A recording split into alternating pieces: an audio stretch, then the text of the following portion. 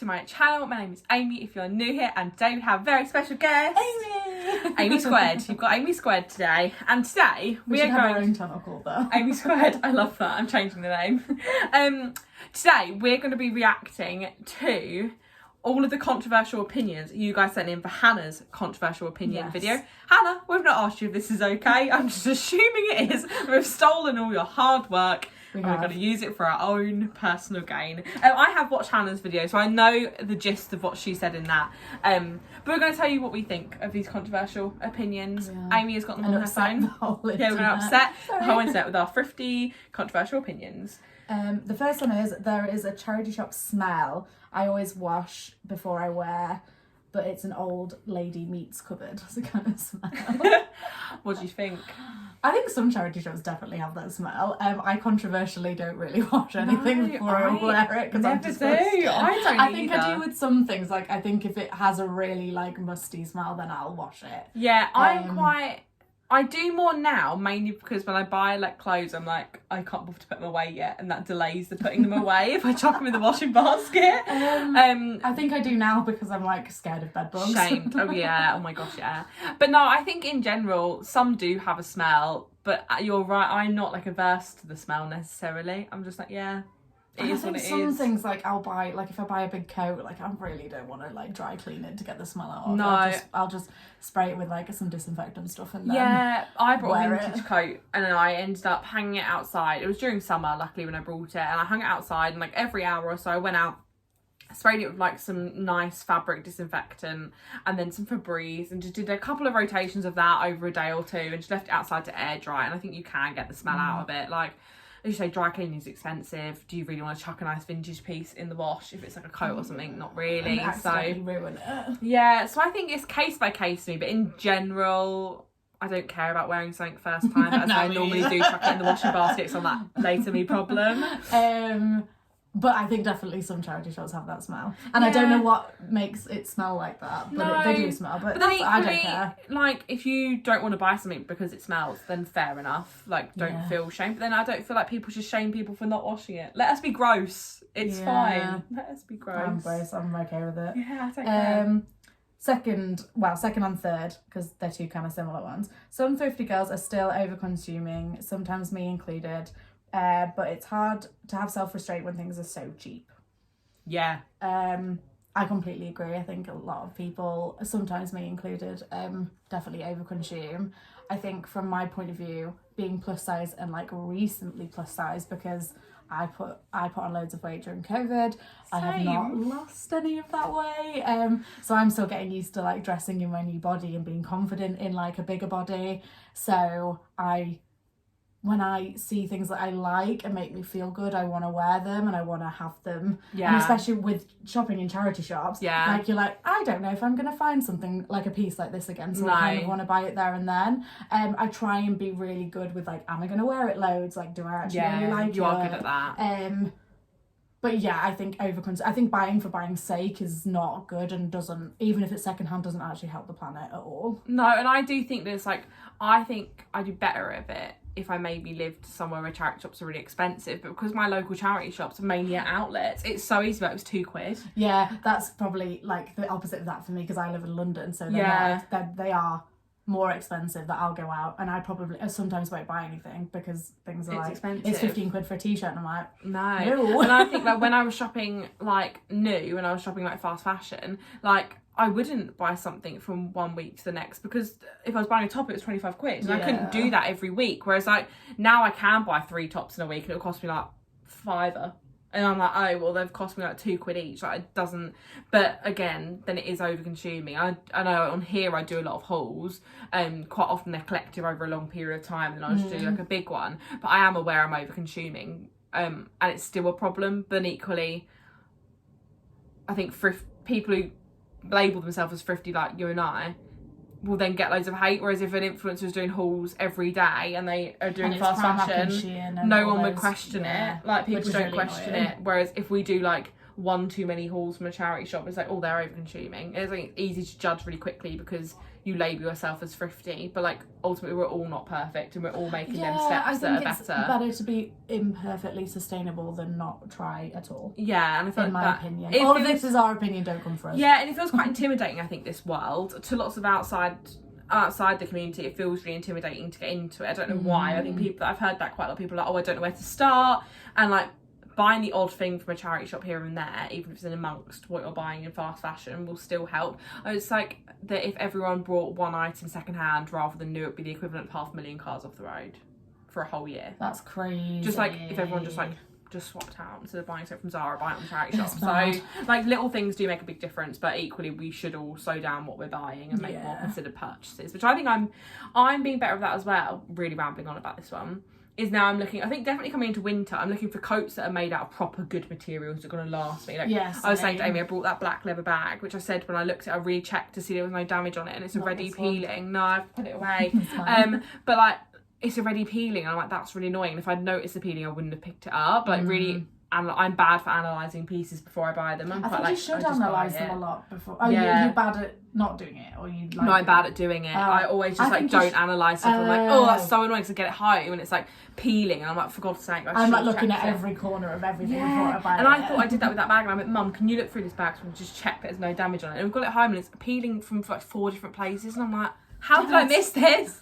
I was overwhelmed by my life. I'm not a good like wizard wash. No, a wash wizard. So like if I get something with a stain on, like I don't know how to get it out. No, I think useless. Yeah. If anyone's got any tips, send them to us, please. For peely fake leather. And getting stains out. But I got a really good one the other day for like an oil stain if it's been there for a while. Talcum powder.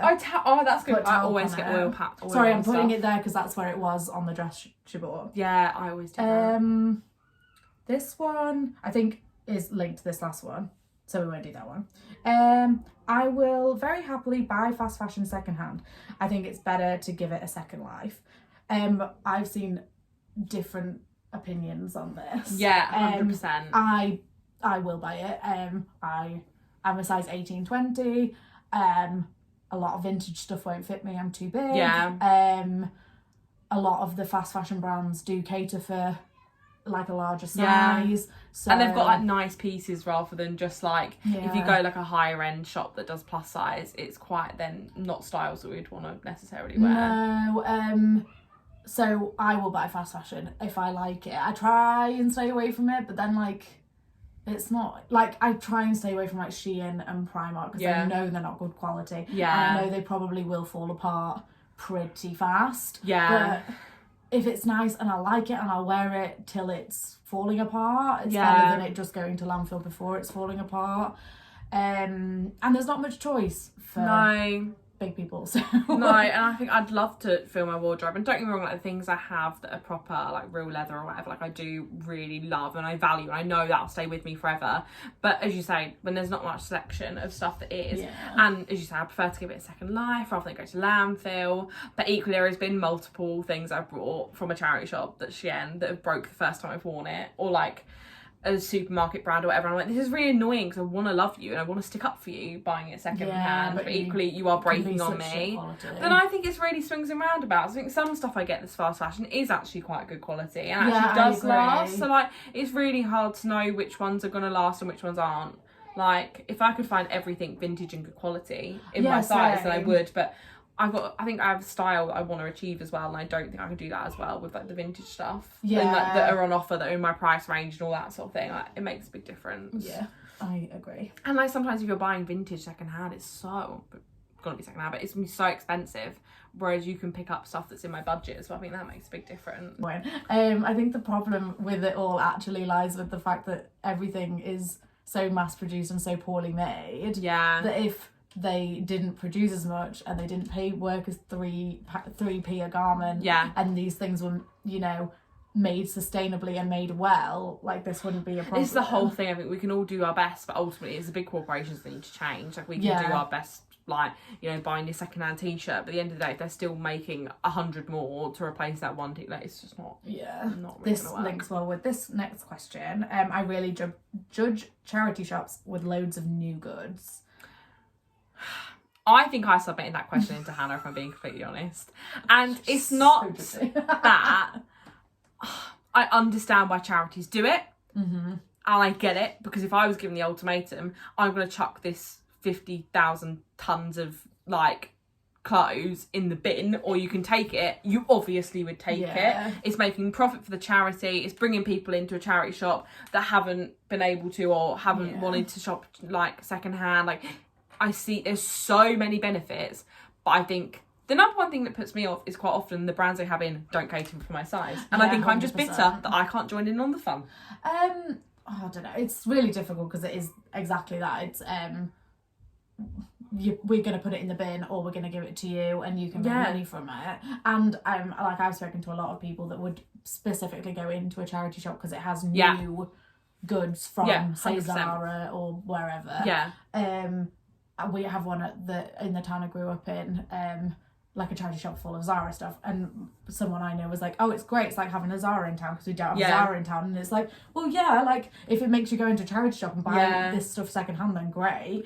But the problems don't lie with the charity. It's not the charity's fault. It's all these stupid companies overproducing everything. Yeah, so I think, like, it's frustrating when you're shopping. And when we went to a panel talk the other day, Jen was saying that a charity shop she loved to start taking in loads of new goods, and all of the vintage stuff isn't getting put out because new goods is getting put out, and that makes me sad, because you'd so much prefer finding a good, like, lovely coat or something that's really good quality and it's going to last you, rather than something from a fast fashion brand that may last you one season and then by next season it's not on trend because it's such a specific trendy piece and then it's falling apart and all of that. So I get why they do it. I 100% get why they do it, but it's frustrating when you want to just shop, like, charity shop. Yeah, the charity shops are just left to pick up the pieces of, like, a broken fashion system. That's not their fault. And I do think there's a place for it. Like, I think having a rail or two in your charity shop, if you can, as well as everything, you're kind of been pleasing everybody. I think it's just like when charities become the whole shop, it's just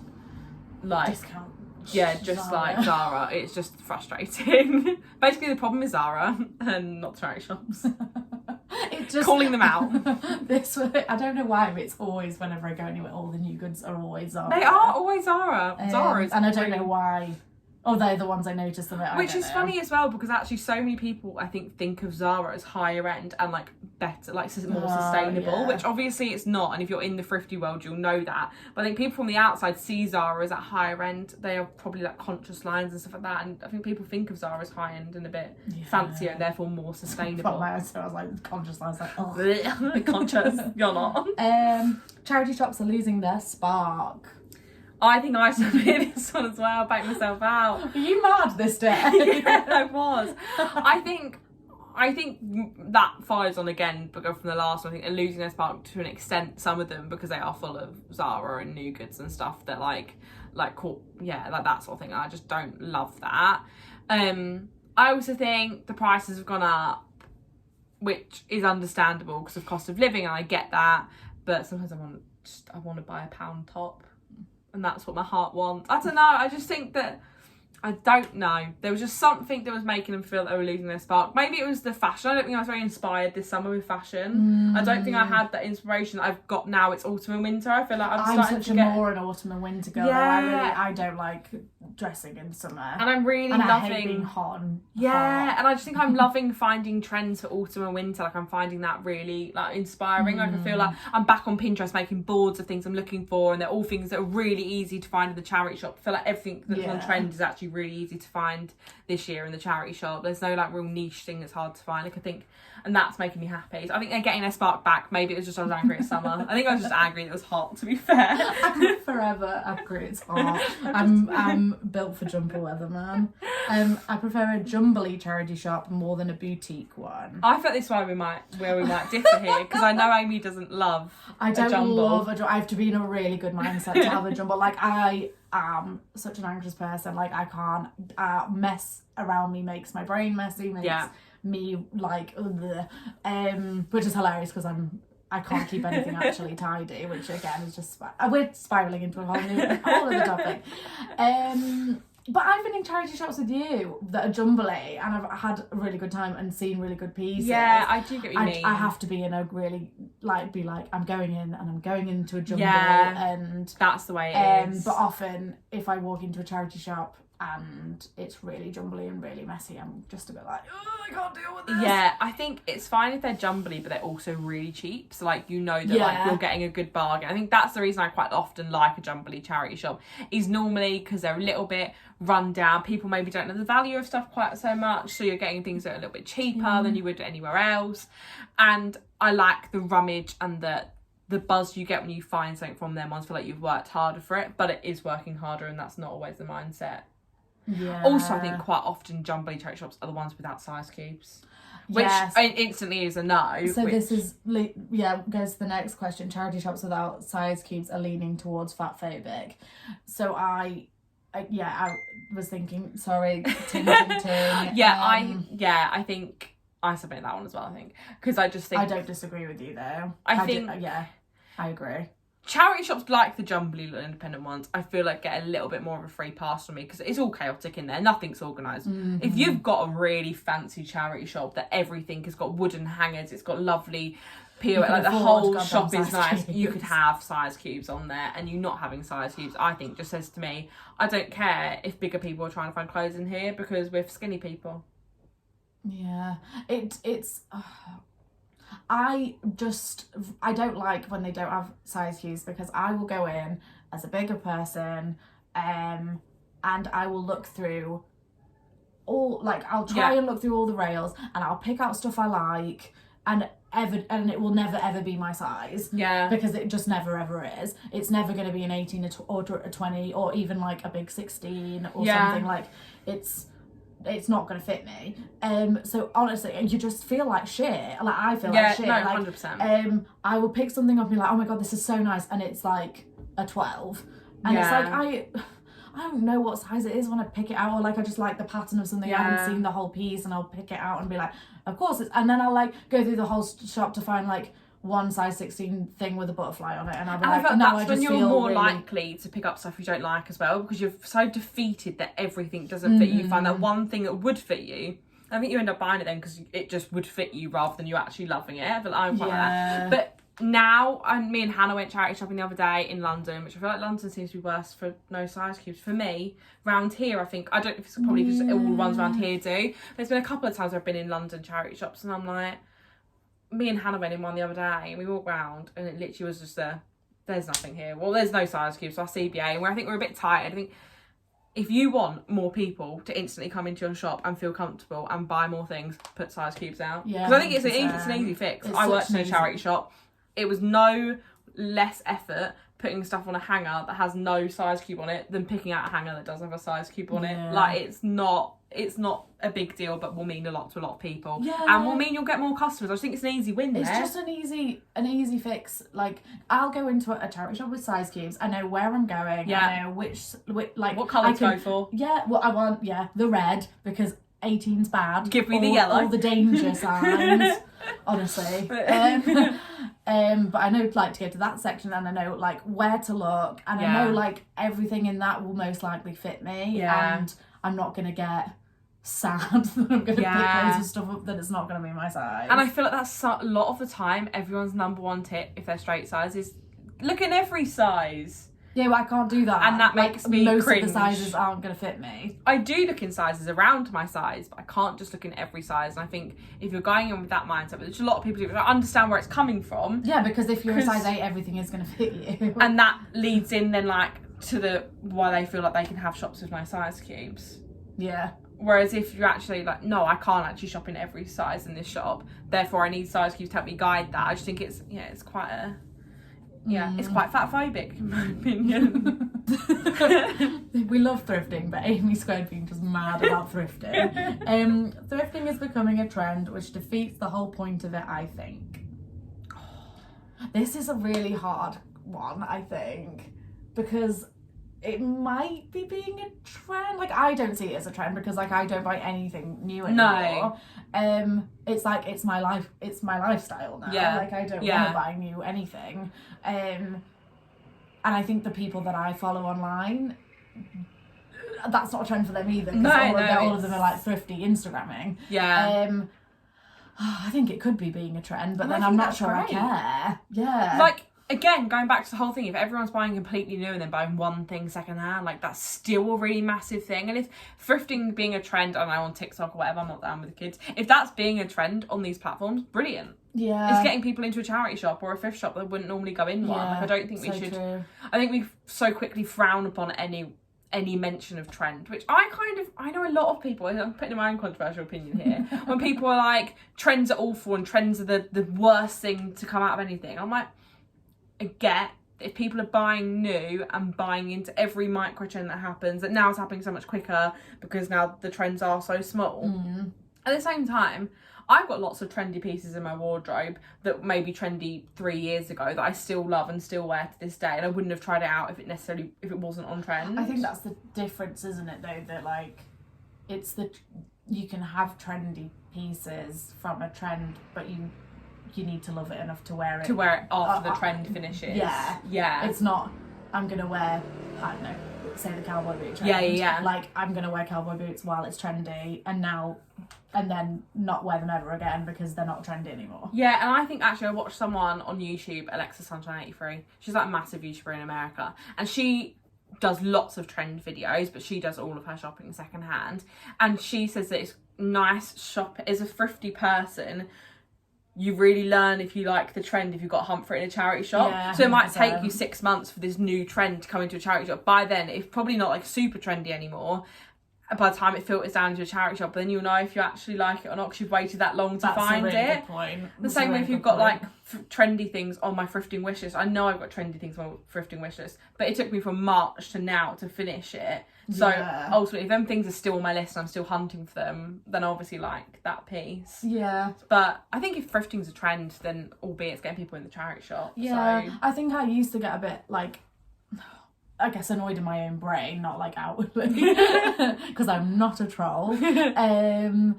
Like, I get mad about people that do hauls, but fast fashion hauls. Yeah. But would then do like a charity shop haul and then go back to doing Primark hauls, because that feels like they're jumping on something that's popular to get more views. Yeah. And that kind of was making me a bit mad for a little while. But then I was also like, if like, I don't know, if some of their followers then go into a charity shop and buy secondhand for something, I'm not that mad about it. Yeah, and also I feel like quite often if people like do a mixture, like at the start when I had my channel, it's a mixture of like fast fashion then charity shop, and slowly but surely just the charity shop stuff took over and the other stuff filtered out. I don't know, I feel like as people learn more, you'd like to think if people learn more about the negative sides of fast fashion they would stop.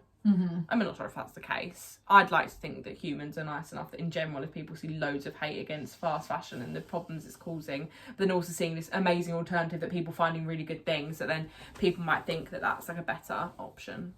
I don't know. I don't think it's a problem that thrifting's a trend though. I think it's getting people in there. Get the people in the charity shops. But don't steal my stuff. It's enough to go around. There know is. this. I rarely buy shoes secondhand now. Always clean, disinfect the inside of worn shoes. I'll say no more, with like a mask over the face. I buy so many shoes secondhand. I can't say I've never ever disinfected a pair of shoes I've ever bought. It's so gross. I will if I'm gonna wear them barefooted. If I'm gonna wear them with socks, and I'll never, I've got boots I've bought secondhand and I'm gonna sneeze.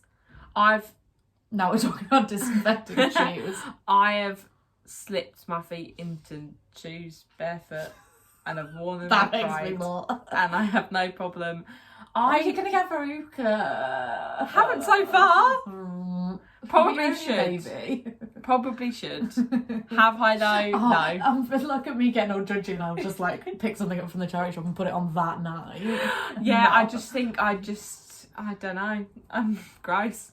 Yeah, I've got no qualms in buying secondhand shoes. As long as they're good quality, I'm not gonna buy I think be careful. I've gross. bought quite a few pairs of shoes recently. They're broken, as you guys know if you follow Instagram, that all my shoes keep on breaking while I'm out, which is really You're not having a inconvenient. good time with shoes or cars. No, recently, are you? and I know that's probably happening investigated the shoes a lot when I'm buying them, and I've probably brought stuff. I have probably got a bit more wear than I'm aware of, and then I bring them home, try them on, and I'm like, oh no.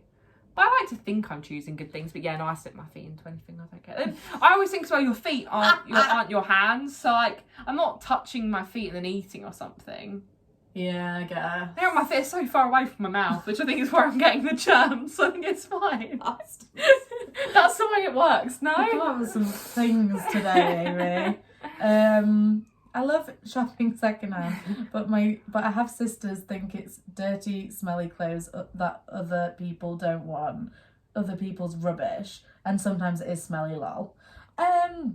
It's really hard to cut through the noise if you've got people in your life saying that secondhand isn't good. Yeah. I feel like, I don't know about your family, but my family have always like never had a problem with secondhand Yeah, same. shopping. The reason I love thrifting so much is because of my mum and my nan. Yeah, and I feel like if you've grown up with that kind of atmosphere, which I feel like most of our friends have, I don't think any of our friends have come from kind of a place where thrifting's kind of looked down upon.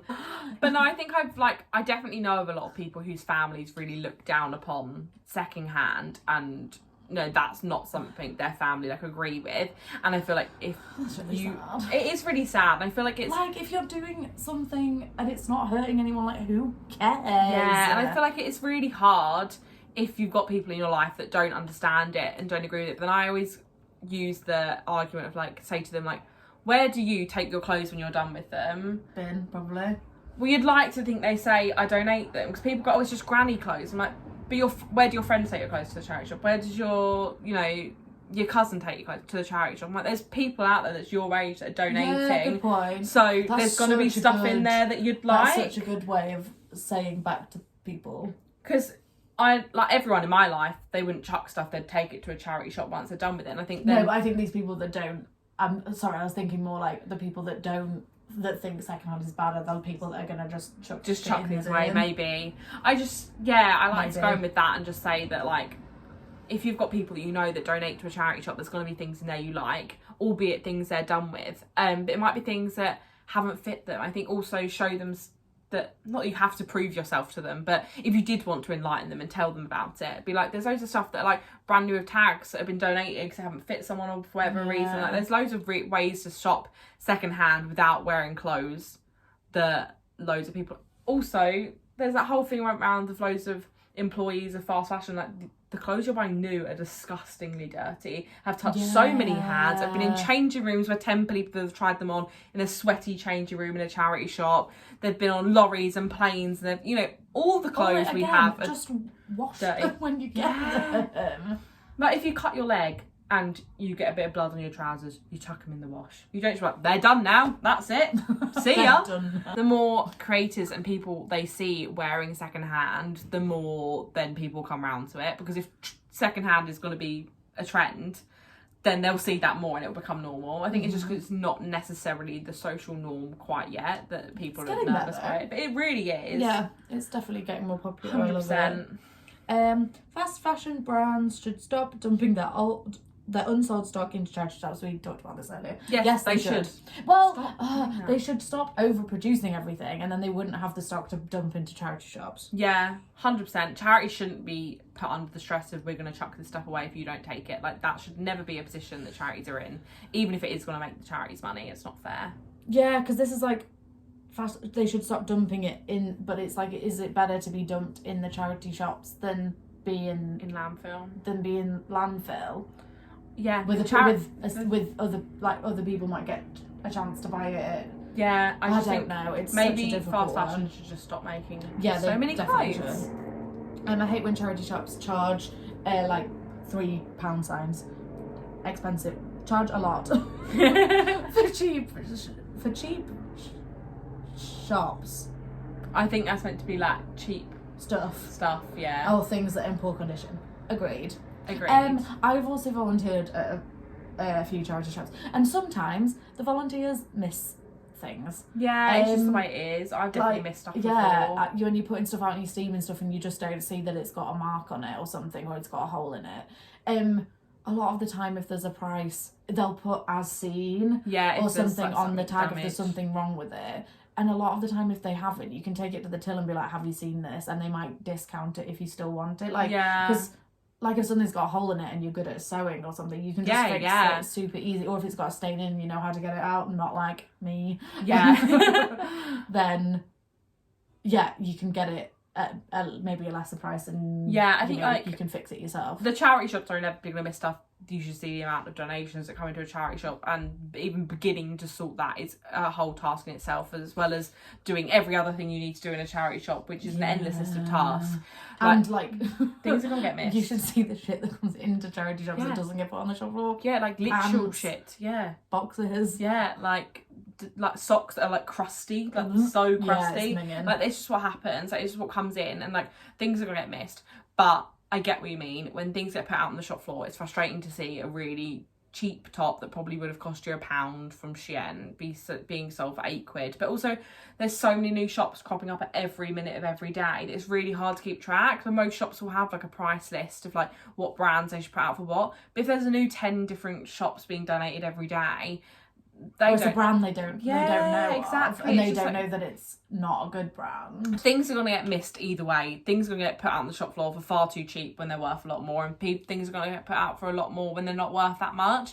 But the more I think, I don't know, the more we talk about brands and things like that, and the more younger volunteers are volunteering that are aware, like fashion students, things like that, I feel like that's happening more, and then they're going to get more aware of new brands and stuff. It's just a whole learning thing, but it is frustrating. I've also seen quite a couple of times recently where things have been put out brand new with tags, and the charity shop was marked up for more expensive than the tag.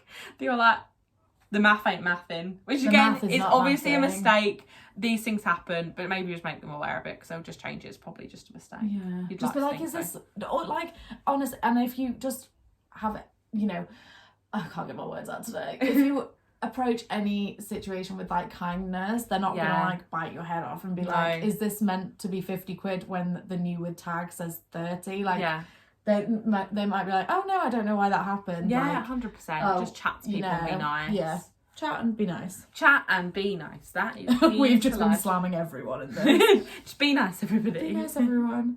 Do as we say, not as we do. Resellers are not monsters. Is it okay to buy something from a charity shop and sell it for profit? I've done it, by the way, but conflicted. Being a reseller is amazing, and I don't like when people get mad about it. There is enough clothes for all of us, apart from Depop girls who overprice. That's not okay. Oh, this is a really hard one. They were the last ones as well. I've had conflicting opinions, like either way with this, because I've brought the odd thing here and there that I've seen, and I'm like, that's quite cheap. I'm going to chuck that on my Vinted for an extra couple of pounds and see if I can make a profit. It's a quick way to make money if you know what you're looking for in a charity shop, and I 100% get why people do it. But I do get a little bit frustrated when I see my dream pieces that people are getting in boot sale really cheap and then selling them for an added zero on the end, and I'm like, that's really sad, because I know there's enough stuff to go round, I really do, but when it's like special items, you're like, oh my gosh, someone would kill for that, and now they've got to pay a lot more for it. Yeah, it's so difficult, because I think if you pick something up at a boot fair, like obviously the seller's priced it at that, or or a charity shop, the charity shop's selling it at that price.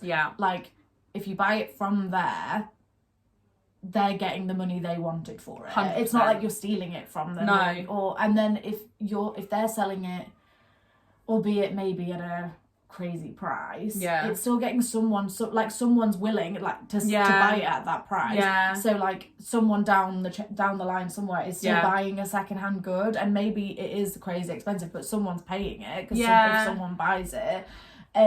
So I'm like, it's bringing, in my mind, in some ways, it's getting secondhand goods to people that probably would never step foot in a charity shop. Probably wouldn't go to a boot sale. Probably wouldn't shop secondhand any other way than like Depop or I don't know, or more like Etsy or something. Maybe, I think that is really true, and it is getting it out there to different audience. I think it's very different as well if people have a really curated shop. Like if people have, then that's a service essentially. They're getting this stuff, they're curating it into a collection of stuff that's a specific, like I know there's some that are like all like racer jackets and like all them sort of tees. They're curating it into that, and that is the experience you're paying for when buying the garments, or if someone does like a really lovely vintage collection. Like if you go to vintage sellers and stuff, that's essentially what they're all doing. Like if you go to vintage fairs and stuff, that is what they're doing. They're buying it and then selling it on. I just think more expensive. I think sometimes it's just like, I struggle with it because of when I worked in a charity shop and you get resellers complaining about the prices of stuff and saying, oh, this is really expensive, I'm never going to make a profit on this. And we're like, well, yeah, like we're putting it out for what it's valued at, and just because we're clued up now and we've researched it, we can get the money that we know it deserves. And that's really annoying when someone's basically having a go at you saying, why have you priced this for its value? Because that's not fair. And yeah, I think it's just like sometimes a bit annoying when you see something you really want and they've got it really cheap and you know they're selling it for a lot more, and you're like, oh my gosh, if I'd found that at a boot sale, I'd be like, feel like I've won the lottery of how good of a deal I've got. But then essentially there's enough clothes to go out there, as you said. There's so much stuff. We've got enough clothes to clothe the next 6 generations. I think if someone wants to buy a top and sell it on for a tenner extra, I'm not sure it like bothers me that much. I'm like, reselling's so hard. Like I've spoken to a lot of people that like are resellers, and like it's like you have to find something and you have to know what you're looking for, and even if you know what you're looking for, it might not actually sell. Like someone might not be interested in that specific I don't know, colour of sunglasses, or like that you know, you don't really find anyone that's that particular size of jacket. And then you've got to do all the taking the photos and all the measuring, and then post it on X amount of platforms, and then you probably make 20 quid profit, and it's like, is that really worth the time? I don't know. I think there's definitely there's definitely pros and cons to it. I think I understand why people get frustrated, and I think lots of the time the people are getting frustrated are the people who've worked in a charity shop and the people haggle with them for something, which is annoying. And it's annoying when people haggle in charity shops. It's like, it's a shop. You pay. You wouldn't walk into Zara and be like, £2. Like, no, it's not how this works. Could you imagine walking into Primark and be like, oh, these £3 shoes, can I have them for £1.50? You know what? This is kind of related to this, and it'll be a funny note to end the video on. Is one time we had some shoes out on the shop floor at Sense, and someone was like, do you have these in the size up? And we were like, it's kind of nice that they didn't realise they're in a charity shop that says good things. Do you have these in the next time? No, we're a charity shop. Imagine if we did though. How good would that be if we by chance had the exact same shoe just in the size up? But that is funny. That's it. That's our controversial opinions. Sorry. If we've annoyed you, I really apologise. If you want to check Hannah's reaction to the controversial opinions, then I'll leave her video in the description. Thank you, Hannah, for letting us steal your video. You don't know this yet until this goes live. But thank you, and thanks Amy for coming on the channel. So if you liked the video, don't forget to give it a thumbs up. Comment your controversial opinion below, or if you don't agree with us, let's get a conversation in the comments. Juicy. But be nice, please. And subscribe if you're not. Subscribe if you're not already, and I'll see you in the next one. Bye. Like when I'm doing it. Yeah, I feel like that's your side. It's my side. It's on the door shut. No, it's not. Blippers. You look like a princess when you hold over your dress like this. I do.